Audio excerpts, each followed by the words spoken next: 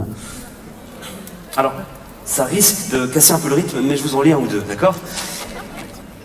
12 janvier 1796. Les illustres seigneurs du Conseil du commerce ont été informés par la haute Speerkommission impériale de Stockach, en Allemagne, que pour faciliter le commerce avec la Suisse, auquel on avait jusqu'ici mis des entraves, on a jugé à propos de ne plus exiger des certificats du canton pour la sortie de marchandises.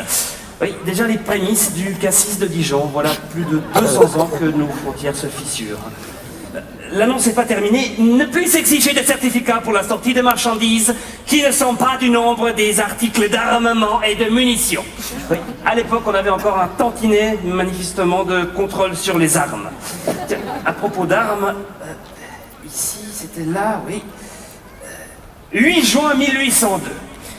La municipalité de Lausanne, en renouvellement des anciens règlements, défend de tirer des coups de fusil, de pistolet ou de toute autre arme dans la ville, sous la peine irrémissible de 4 francs d'amende. 4 francs d'amende, oui, voilà de quoi sans doute décourager les jeunes de sortir en boîte avec leurs flingues. Et donc à l'époque, apparemment, il y avait déjà une certaine pénurie de policiers. 6 avril 1819. La place d'inspecteur de police et des boucheries, logique, est vacante par le décès de monsieur Ami qui remplissait les fonctions et qui nous regarde.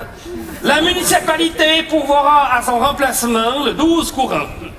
Inspecteur de police. Ouais. Annonce suivante. Ah, une place de Tripière est vacante. Les prétendants sont invités à se faire inscrire au greffe avant le 12 courant. Tripière, oui, c'est tout de même un petit peu plus valorisant que... Autre offre d'emploi, le 3 janvier 1832, la commission sanitaire du district de Lausanne. Je les connais bien, la commission sanitaire, quoi. Ta gueule, a fixé au commencement du mois de janvier, quoi, l'époque où commencera l'instruction des infirmiers et infirmières pour le traitement du choléra, quoi. Ça, j'ai encore jamais eu le choléra, mais il paraît que c'est assez cool comme maladie, ça fait comme des cloques, là.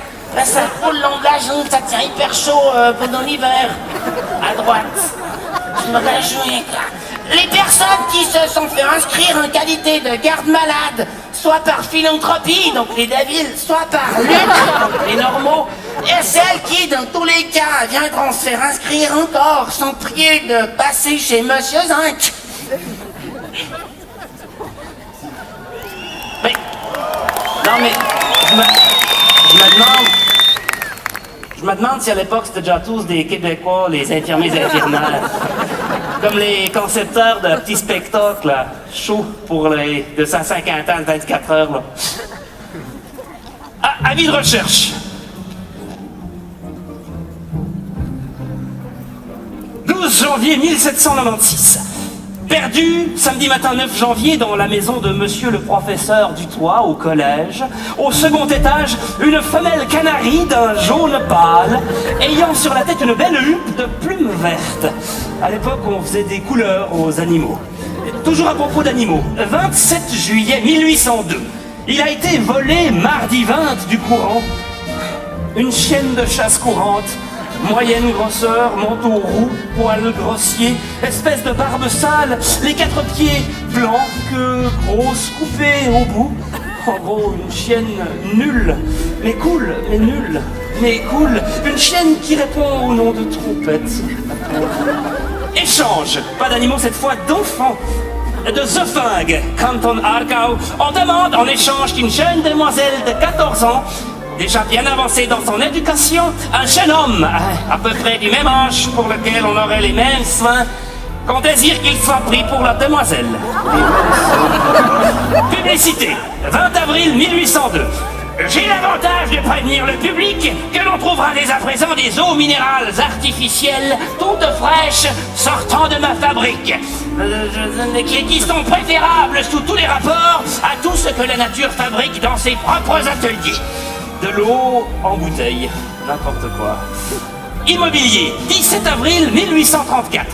Alloués par mois ou par année, plusieurs appartements parfaitement meublés. Ils sont composés de salons, chambres à manger et à coucher pour maîtres et domestiques, caveaux et bûchers. Ils jouissent de la vue de tout le lac, des Alpes et de la campagne. Déjà des appartements pour les cadres de Philippe Maurice. En fait, le contenu du journal n'a pas tellement évolué. En 250 ans, finalement, rien n'a changé à part le logo de 24 heures plusieurs fois. Je préfère celui-ci, moi, pas vous.